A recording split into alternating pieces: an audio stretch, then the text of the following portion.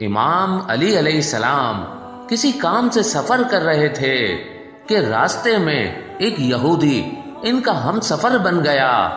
راستے میں جب ایک پہاڑ کے قریب سے گزر ہوا تو پہاڑ کے دہانے سے بہت تیز پانی آبشار کی صورت میں بہہ رہا تھا، اور جہاں وہ پانی گر رہا تھا وہاں بہت بڑا تالاب بن گیا تھا۔ امام علی علیہ السلام کو اور یہودی کو تالاب کے اس پار جانا تھا۔ یہودی نے ایک چادر پانی پہ بچھائی اور کچھ پڑھنا شروع کیا اور خود اس پر بیٹھ گیا، اور تھوڑی دیر بعد وہ خیریت سے دوسرے کنارے پر پہنچ گیا، اور امام علی علیہ السلام کو دیکھ کر کہنے لگا، ہمارے پاس ایک اسم اعظم ہے، مجھے میرے بزرگوں نے ایک اسم اعظم دیا ہے، جب مشکل ہوتی ہے تو اسم اعظم کو پڑھتے ہیں، اللہ ہماری مشکل کو دور کر دیتا ہے۔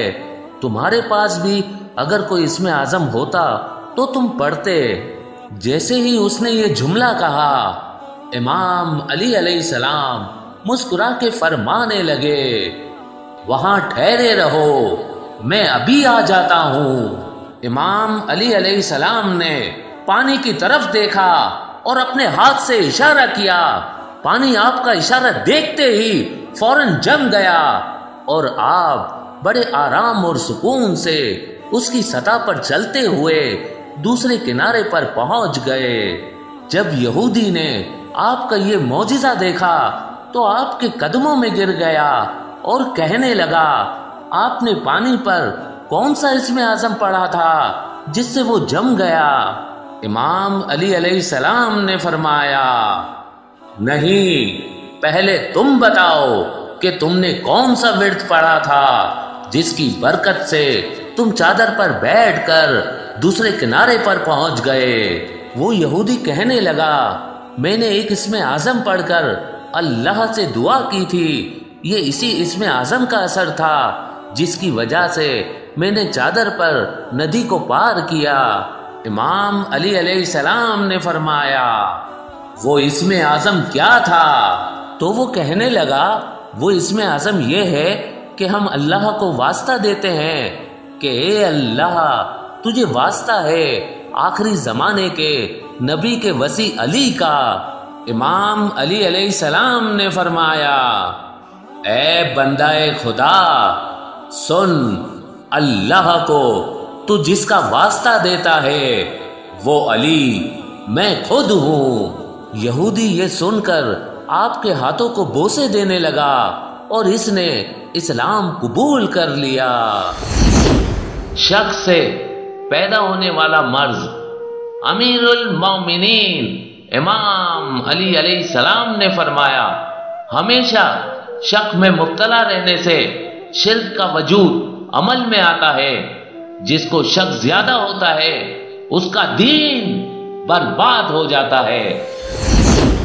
اللہ کے رسول نے فرمایا، علی کی دشمنی ایک ایسی برائی ہے جس کے ساتھ کوئی نیکی فائدہ نہیں پہنچا سکتی۔ مولا علی علیہ السلام کی شہادت کے بعد بھی ان سے بغض رکھنے والوں کا انجام، اللہ کے رسول نے فرمایا، جو علی کی زندگی اور اس کی وفات کے بعد اس سے محبت رکھے گا تو جب تک سورج طلوع و غروب کرتا رہے گا تب تک کے لیے اللہ اس کے لیے عذاب سے امان اور ثبات ایمان لکھ دے گا، اور جو علی کی زندگی اور اس کی وفات کے بعد اس سے بغض رکھے گا تو جاہلیت کی موت مرے گا اور اسے اپنے اعمال کا حساب دینا پڑے گا۔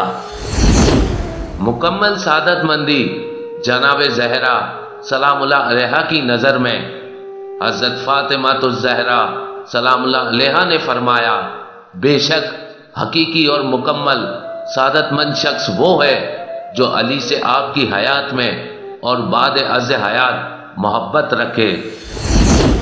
علی کی محبت پل صراط سے گرنے نہ دے گی۔